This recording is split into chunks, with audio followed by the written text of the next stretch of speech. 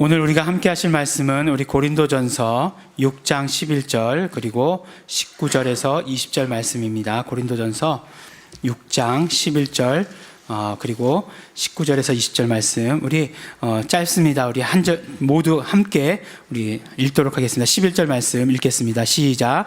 너희 중에 이와 같은 자들이 있더니 주 예수 그리스도의 이름과 우리 하나님의 성령 안에서 씻음과 거룩함과 의롭다 하심을 얻었느니라. 19절 말씀.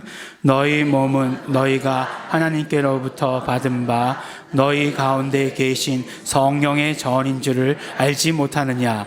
너희는 너의 것이 아니라 값으로 산 것이 되었으니 그런즉 너희 몸으로 하나님께 영광을 돌리라. 아멘. 네, 오늘 말씀을 보면 우리 주보에 오늘 말씀의 제목이 뭐라고 나와 있냐면 성도입니까? 라고 이렇게 말씀 제목이 나와 있습니다. 여러분들이 말씀을 들으실 때 제목을 항상 보시는지 안 보시는지 잘 모르겠지만 제목은 항상 맨 마지막에 정해집니다. 그래서 굉장히 고통하고 오늘 모든 말씀을 다 하나로 딱 타이틀로 정하면 무엇일까를 생각하면서 제목을 정합니다. 그러니까 이렇게 주보를 한 번도 안 보시면 굉장히 제가 섭섭합니다. 그러니까 이렇게 주보를 보시고, 예전에 다니던 교회에서는 이렇게 주보를 모으는 그런 운동도 했었어요. 그래서 52주 주보를 다 모아오면 연말에 시상도 하고 그랬는데, 우리 교회도 그렇게 할까요? 네.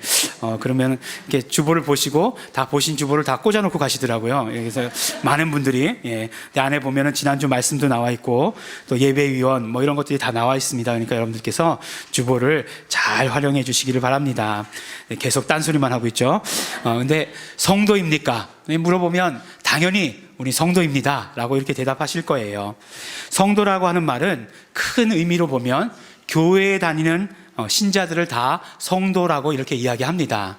혹시 크리스찬이세요? 라고 물어봤을 때 네, 저는 크리스찬입니다 라고 말하는 것, 그렇게 말하는 모든 사람들은 다 성도일 것입니다. 그런데 이것이 교회 안으로 들어오면 약간 조금 다른 의미가 되긴 해요. 무슨 말씀이냐면 교회 안에서는 이렇게 모두가 다 직분을 가지고 계시고 직분을 부르게 되잖아요. 그래서 뭐 장로님, 권사님, 집사님 이렇게 부르게 됩니다. 그러다 보면 아직 직분이 없으신 분을 뭐라고 부르냐? 성도님 이렇게 부르게 돼 있는 거죠. 그래서 그렇게 부르기는 하지만 그러나 큰 의미에서건 작은 의미에서건 중요한 건 뭐라고요? 우리는 다 성도다라고 하는 것, 그것이 중요합니다.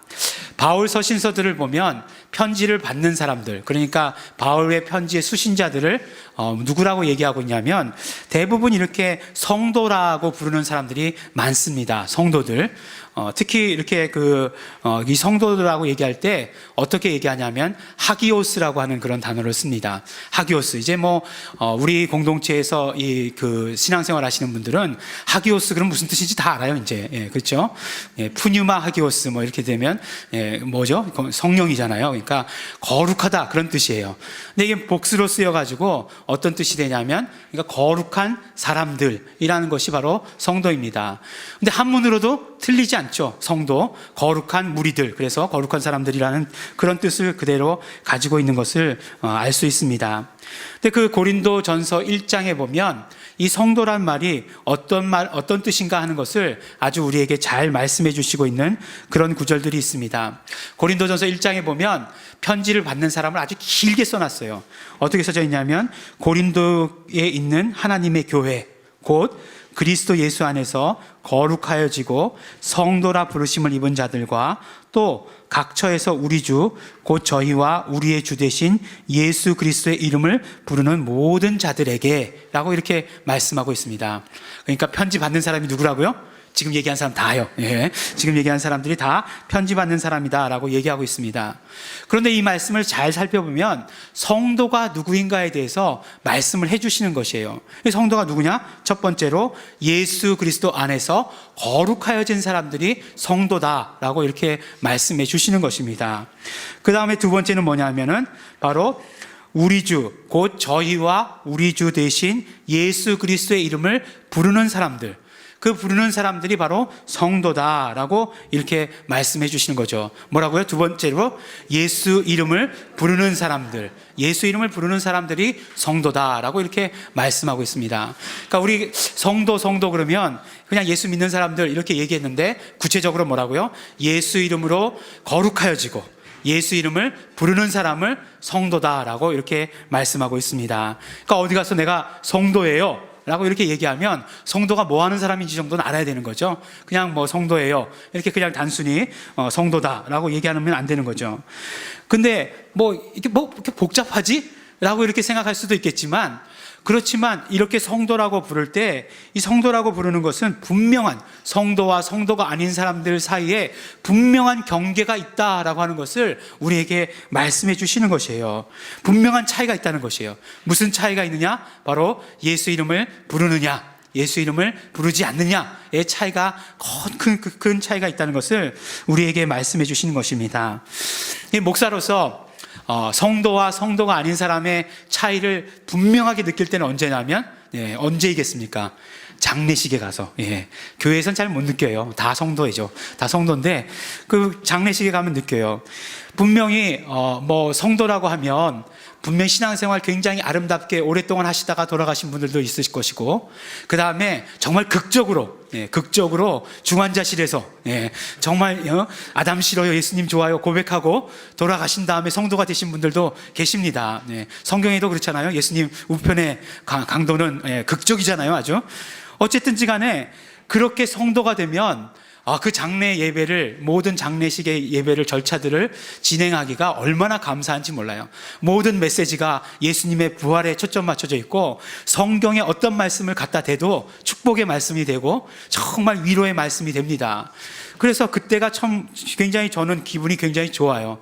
그리고 또 그때가 사람들이 굉장히 진지합니다. 그래가지고 이 생명에 대한 말씀에 대해서 귀가 열려있기 때문에 무슨 말씀을 하시던지 간에 정말 레마의 말씀으로 받아들여요.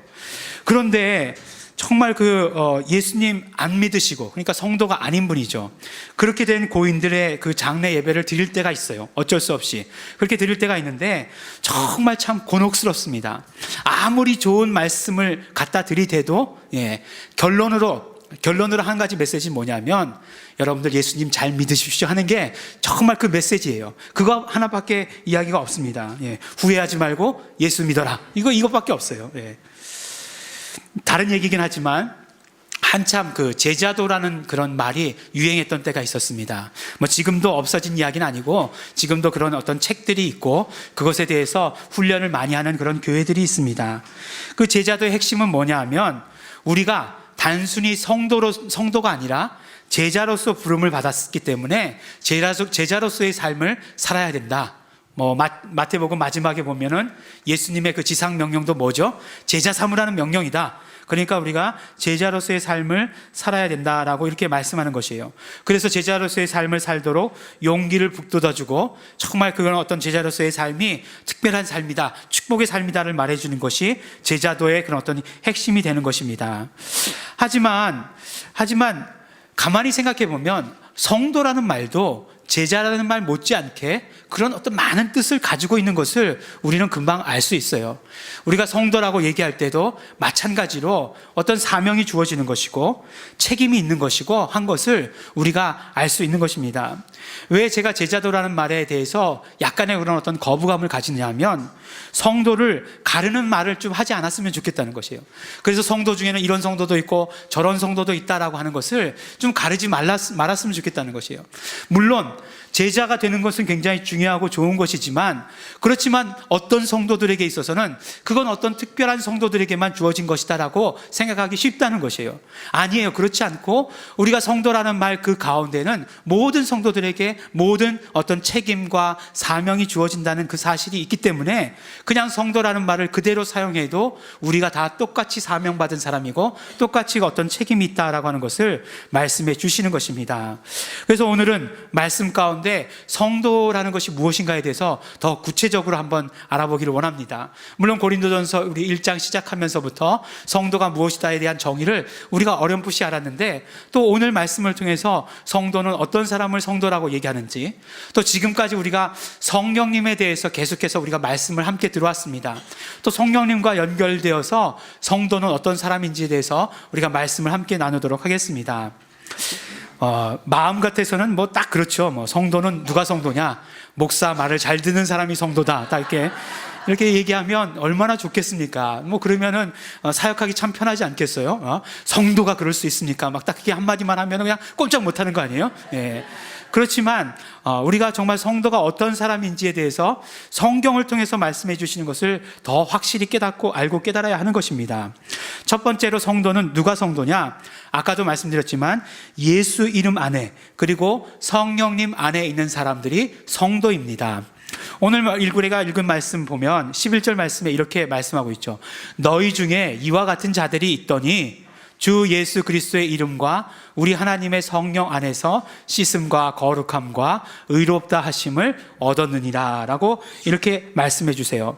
근데 이 성경 말씀을 헬라어로 그 본뜻을 그렇게 조금 더 생각해서 읽어보면 어떻게 해석할 수 있냐면, 주 예수 그리스도의 이름 안에서, 그리고 성령 안에서 라고 이렇게 해석할 수 있다는 것입니다. 물론 주 예수 그리스도 이름 안에서, 그리고 성령 안에서라고 하는 것은 굉장히 많은 의미가 담겨 있을 것이다 라고 이렇게 생각을 합니다. 그것을 두 번이나 강조했다는 것, 어찌 보면 똑같은 말인 것 같은데 어찌 보면 다른 말인 것 같은 것을 두 번씩이나 강조했다라고 하는 것은 굉장히 큰 의미가 있다고 이렇게 생각을 합니다. 그냥 그렇게 큰 의미가 있다라고만 생각을 하시기 바랍니다. 어쨌든지 간에 무슨 말씀이라고요? 성도는 예수 이름 안에 있는 사람이 성도고 성령 안에 있는 사람이 성도다라고 이렇게 말씀해 주시는 것입니다.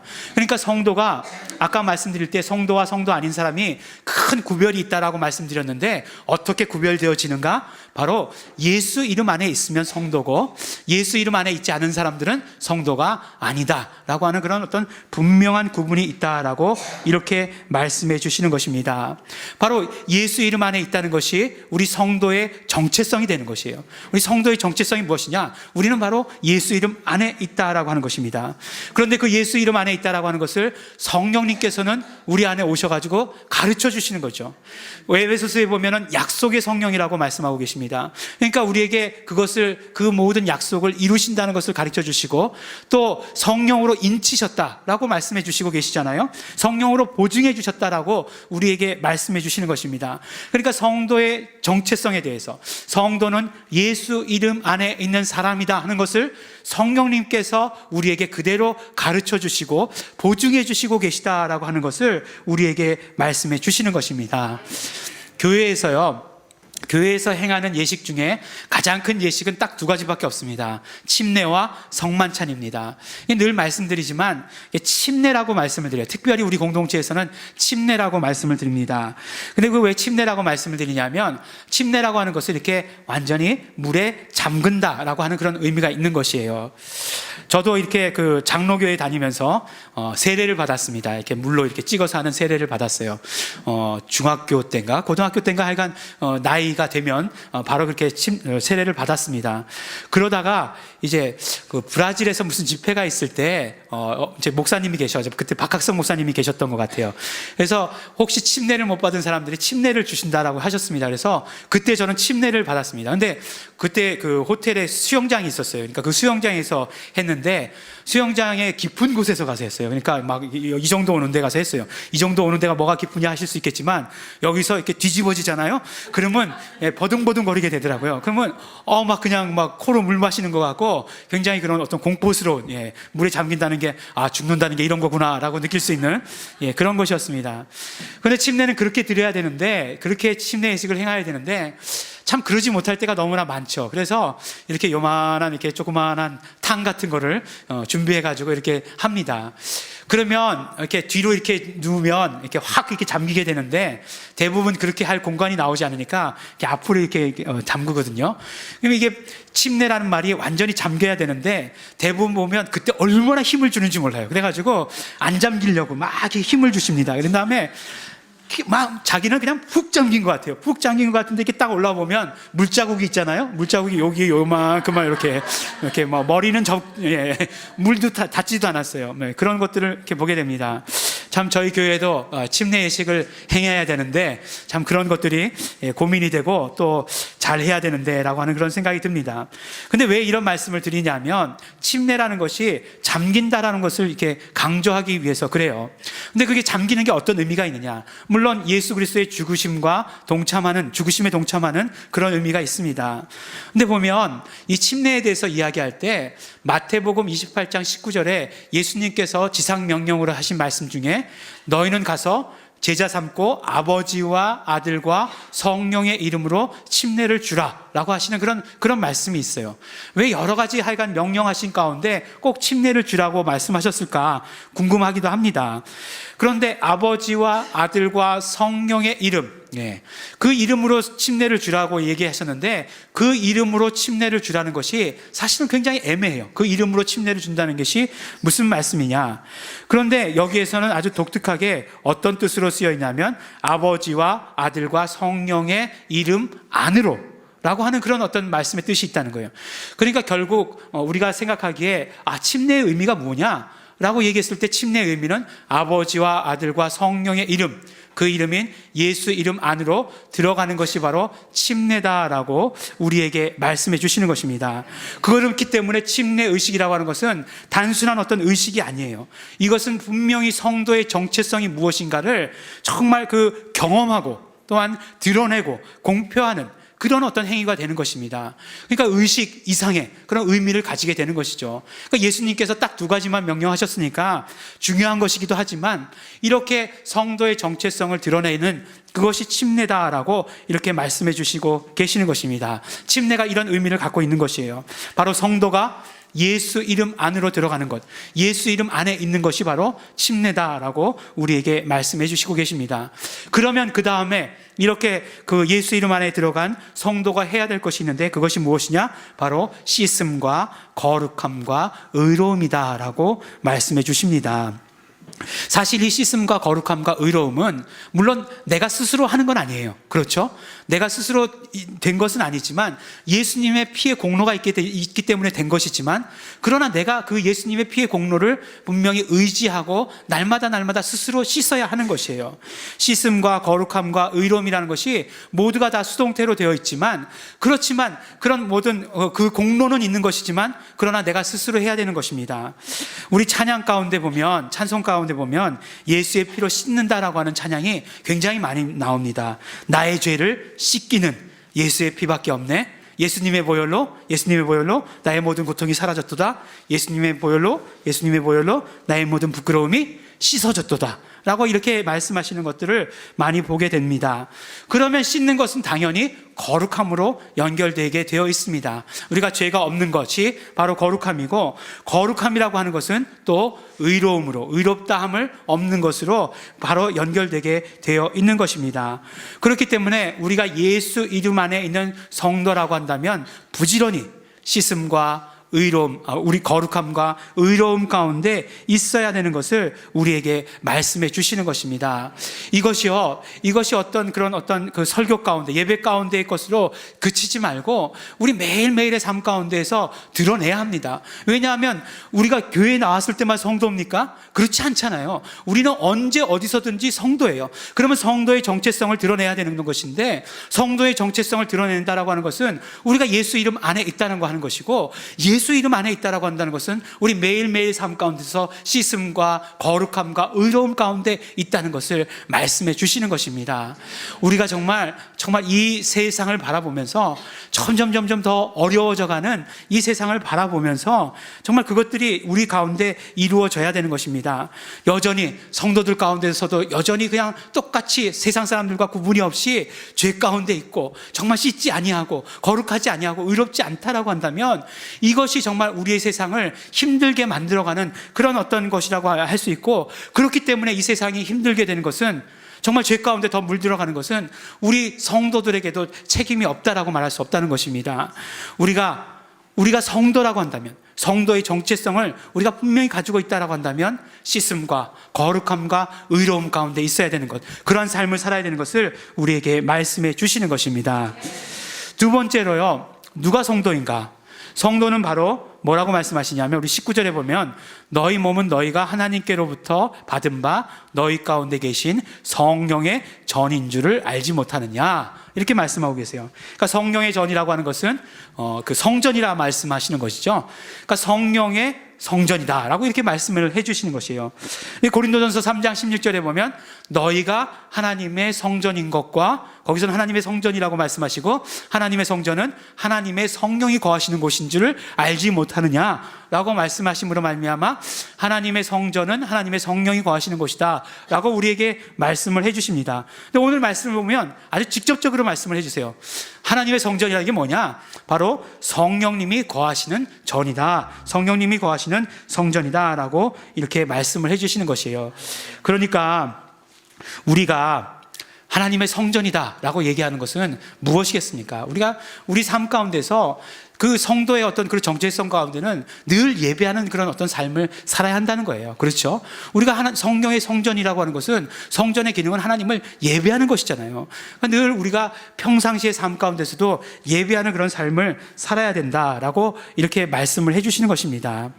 그런데 성령님께서 우리 안에 이제 거하신다라고 얘기할 때 이것은 누구의 약속이셨습니까? 바로 예수님의 약속이셨어요. 예수님께서는 계속해서 우리 요한복음 14장에서부터 계속해서 보면 성령님을 보내주신다라고 약속하십니다. 보혜사 성령님을 우리에게 보내주신다. 또 보혜사 성령님께서 우리에게 오시면 너희에게는 더 큰 유익이다 라고 말씀해 주시면서 내가 가면 보혜사 성령님을 보내주시겠다라고 이렇게 약속을 하셨습니다.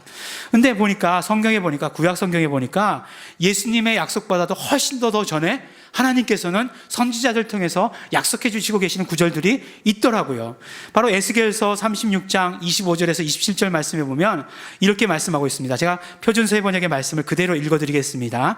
그리고 내가 너희에게 맑은 물을 뿌려서 너희를 정결케 하며 너희의 온갖 더러움과 너희가 우상들을 섬긴 모든 더러움을 깨끗하게 씻어주며 너희에게 새로운 마음을 주고 너희 속에 새로운 영을 넣어주며 너희 몸에서 돌같이 굳은 마음을 없애고 살갗처럼 부드러운 마음을 주며 너희 속에 내 영을 두어 너희가 나의 모든 율례대로 행동하게 하겠다. 그러면 너희가 내 모든 규례를 지키고 실천할 것이다 라고 이렇게 말씀하십니다. 그러니까 하나님께서도 분명히 우리 에스겔 선지자를 통해서 우리에게 약속해 주신 것이에요. 뭐라고요? 너희 속에 내 영을 두겠다라고 이렇게 말씀을 해 주신 것이죠. 그러면 어떻게 된다고요? 우리 마음이 말랑해진다는 거예요. 우리 마음이 지금 어떻다고요? 돌같이 그 굳어진 그 마음을 없애주시고, 얼마나 놀라우신 일입니까? 돌같이 딱딱한 이 마음을 없애주시고 이 마음을 살갗처럼 말랑말랑해지게 해주신다는 거예요. 여러분들, 이게 굉장히 중요합니다. 우리 마음이 돌처럼 돼서는 안 돼요. 살갗처럼 늘 말랑말랑해야 된다라고 이렇게 말씀을 해주십니다. 세상에서도 요새는 이게 이 마음이 돌처럼 굳어진 것에 대해서 큰 위기를 느끼고 있더라고요. 그러니까 뭐냐 하면은 분노가 조절이 안 된다는 거 아니겠어요? 사람들이 분노가 조절되지 않는다는 거예요. 왜 그렇겠습니까? 마음이 돌같이 굳어져서 그런 거예요. 이런 어떤 외부에서 어떤 자극을 받았을 때 이게 말랑말랑해서 그 자극을 수용할 수 있어야 되는데 돌같이 굳어졌기 때문에 딱딱해서 그냥 튕겨나가는 거죠. 그러니까 어떤 자극을 받으면 그 자극에 대해서 곧바로 그냥 분노로서 이렇게 반응할 수밖에 없게 되는 거죠. 운전하다 보면 그냥 크락션 그냥 빡 누르게 되는 거죠. 갑자기 제 모습이 이렇게 떠올라가지고 얼마 전에 제가 그랬거든요. 그래가지고 참 부끄럽기도 한데, 그런데 에스겔 선지자뿐만 아니라 예레미야 선지자에게도 마찬가지로 약속을 하셨어요. 어떤 새 언약을 주시겠다라고 말씀하시고, 새 언약은 돌 위에 쓴 것이 아니라 너희 마음에 쓰겠다라고 이렇게 약속을 해주십니다. 그때 새 언약의 초점은 무엇이었냐면 바로 죄의 용서예요. 죄의 용서함을 따라서 정말 하나님이 누구냐고 묻는 사람이 아무도 없을 것이다. 왜냐하면 이 마음 가운데 이미 하나님이 와 계실 것이니까 라고 말씀하신 것입니다. 그럴 때 우리 안에 와 계신 하나님이 누구시겠습니까? 바로 성령님을 말씀하시는 것이겠죠. 바로 예레미야 선지자를 통해서, 또한 에스겔 선지자를 통해서 우리 안에, 내 속에 성령님을 보내주셔서 우리 안에 거하게 해주시겠다라고 약속하신 것들을 볼 수 있습니다. 또 재미있게도 이렇게 약속해 주실 때 너무나 재미있게도 이 죄의 문제에 대해서 꼭 말씀을 하시는 것을 볼 수가 있어요. 무엇입니까? 우리가 성령님이 오시기에 그 전제 조건이 되는 것은 우리가 죄 씻음을 받아야 된다는 거죠. 우리가 죄 씻음을 받아야 된다는 것이요. 너희에게 맑은 물을 뿌려서 너희를 정결하게 하며 라고 말씀하고 계세요. 그래서 사도행전 2장 38절에도 너희가 회개하고 죄사함을 받으라 라고 이렇게 말씀하고 계시잖아요. 그러면 성령을 선물로 받는다라고 이렇게 말씀해 주시고 계시는 것처럼 우리가 성령님을 영접하고 성령님을 내 안에 모실 때에는 정말 그 씻음과 거룩함과 또한 의로움이 전제 조건이 돼야 되는 것을 우리는 볼 수 있다라고 한다는 것입니다. 그런데 이것보다 더 중요한 것은 무엇이냐면 우리가 만약에 성령님께서 우리 안에 거하신다라고 한다면 바로 무엇입니까? 바로 하나님께서 약속하신 그 약속, 또한 예수님께서 약속하신 그 약속이 우리 안에서 이루어지게 된다는 그 말씀이에요. 바로 하나님께서 약속하신 것들, 그냥 예수님께서 약속하신 것들이 그냥 내 안에 있는 것이 아니라, 단순히 그 약속이 내 안에 있는 것이 아니라 그 약속이 이루어진 것이 내 안에 있다라고 하는 것, 언약의 성취를 가진 사람이 된다는 것이에요. 성도가 누구냐? 바로 하나님과 예수님의 언약의 성취를 가지고 있는 사람, 약속하신 것을 모두 이룬 것을 가지고 있는 사람이 바로 성도다라고 우리에게 말씀해 주시는 것입니다. 성령님께서 내 안에 계시다는 사실, 그 사실 하나만으로도 너무나 놀라운 사건이에요. 너무나 놀라운 일입니다. 너무나 감사할 일이에요. 그런데 정말 그 하나님의 약속이 이루어졌다는 것, 예수님의 약속하신 그 모든 약속들이 이루어져서 내 안에 있다라고 하는 것, 이것이 얼마나 놀랍고 감사한 일인가 하는 것이에요. 그렇다면 어떻게 되겠습니까? 성도의 삶이라고 하는 것은 그 모든 약속들이 하나님께서 성경을 통해서 약속하시고 예수님께서 공생애를 통해서 약속하셨던 모든 일들이 이루어지는 삶이 바로 성도의 삶이 아니겠는가 하는 것이에요. 그러니까 이것이 우리에게 감사한 일이고 놀라운 일이고 정말 우리에게 이것이 얼마나 축복인가 하는 것입니다. 바로 성도라고 하는 것이 이렇게 큰 의미를 가지고 있는 것이에요. 성도라고 하는 것은 바로 예수 그리스도 안에 있는 사람, 예수 이름 안에 있는 사람이 성도고, 성령 안에 있는 사람이 성도고, 또한 성도라고 하는 것은 성령님께서 내 안에 계시는 것이 성도라고 하는 것이고, 또한 내 안에 계시다라고 할 때는 하나님의 모든 약속들, 예수님의 모든 약속에 그런 이루어진 것이, 성취가 내 안에 있는 것을 말씀해 주고 계시는 것입니다. 그러니까 무슨 말씀이에요? 우리가 성도가 되었다는 것은 단순히 우리가 천국 간다 이런 말로 써서 되겠습니까? 아니죠. 정말 성경에서는 우리가 성도라고 말할 때 그거보다 훨씬 더 많은 의미를 말씀하고 있는 것을 우리는 몇 구절만 보아도 이렇게 알 수 있는 것이에요. 정말 성도라고 얘기할 때 얼마나 놀라운 하나님의 뜻이 있었으며, 얼마나 놀라우신 하나님의 계획이 있었으며, 하나님의 약속이 있으며, 예수님께서 또 그 약속을 이어받아서 어느 날 분명한 그 시간을 말씀해 주시면서 그날에 그 성령님께서 오실 것이다라고 하는 것을 우리에게 말씀해 주시지 않는가 하는 것이에요. 그러니까 그 이상에 있는 것, 이상을 우리는 있다는 것을 분명히 알아야 됩니다. 우리가 성도라고 한다면 우리는 성도의 정체성을 분명히 하는 삶을 살아야 하는 것이에요. 우리가 예수 이름 안에 있다라고 하는 것을 분명히 드러내야 합니다. 우리가 성령 안에 있다라고 하는 것을 분명히 드러내야 하는 것이에요. 그러니까 뭐라고요? 우리는 언제나 씻음과 거룩함과 정말 그 의로움 가운데에 의로움이 되도록 최선을 다해야 되는 그런 사람이라고 하는 것입니다. 또 이것은 모두가 다 무엇이라고요? 성령으로 말미암아 이루어지는 것이에요. 그러니까 성령님을 의지해야 됩니다. 성령님의 충만함을 의지해야 되는 것이고, 매일의 삶 가운데서 씻음과 거룩함과 의로움을 경험해야 하는 것입니다. 또한 우리가 성령이 거하시는 전이 되었다는 것은 무엇입니까? 우리 삶이 예수 이름으로 채워져야 하는 것을 말씀해 주시는 것이고, 예수 이름을 경험해야 되는 것을 말씀해 주시는 것이고, 예수 이름의 약속들로 채워져 있다는 것을 우리에게 보여주시는 것이 되는 것입니다. 우리에게 명하신 대로 예수 이름을 부르는 삶이 되어야 되는 것이고, 그리고 예수 이름의 이적을 체험하는 삶이 되어야 되는 것이고, 그렇기 때문에 말씀해 주신 대로 우리는 하나님께 언제나 영광 드리는, 예배 드리는 그런 삶을 사는 성도가 되어야 되는 것을 우리에게 말씀해 주시는 것입니다.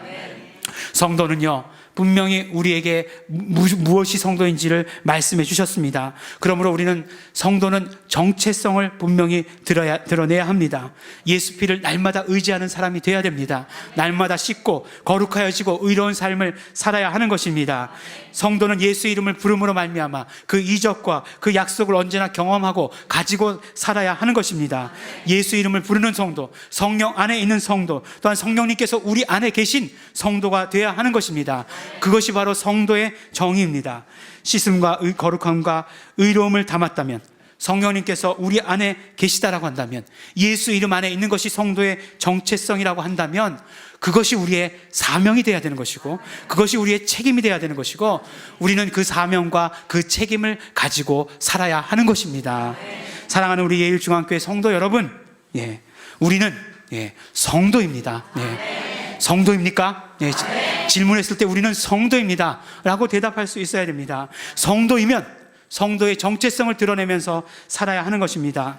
성도라고 하면 우리가 성령님 안에 있는 것이고, 성령님께서 우리 안에 있는 것입니다. 성령님과 온전히 하나가 된 것이 성도입니다. 그리고 그러므로 말미암아 성도에게 맡겨주신 모든 사명들, 그런 모든 책임들, 그런 모든 축복과 모든 감사가 우리의 삶 가운데 넘쳐야 됩니다. 우리 예일중앙교회 성도 여러분, 그 성도의 축복이 차고 넘치시는 우리 모든 성도 여러분들이 되시기를 예수 이름으로 축원합니다. 우리 기도하시겠습니다. 우리 기도하실 때 먼저 우리 감사하시면서 기도하시기 바랍니다. 우리 성령님을 우리에게 보내주신 것을 우리 감사하면서 기도하기를 원합니다. 성령님께서 우리 안에 계심으로 말미암아 우리는 성도가 되었습니다. 성도의 정체성을 우리가 드러내게 되었습니다. 그러므로 말미암아 우리가 예수 이름을 고백하는 자들이 되게 되었고, 말하는 자들이 되게 되었고, 예수 이름을 가지고서 이적을 경험하는 사람이 되었습니다. 우리 그것을 감사하시면서 기도하시게 되길 바라고, 또한 우리 정말 우리 결단하시면서 기도하시게 되길 바랍니다. 우리 성도의 정체성을 드러내겠습니다. 내가 언제나 씻음과 거룩함과 의로움 가운데 있겠습니다. 우리의 정말 모든 어떤 고백을 담아서 결단하시기 바랍니다. 우리 다 같이 결단과 우리 감사의 기도 다 같이 통성으로 드리시겠습니다.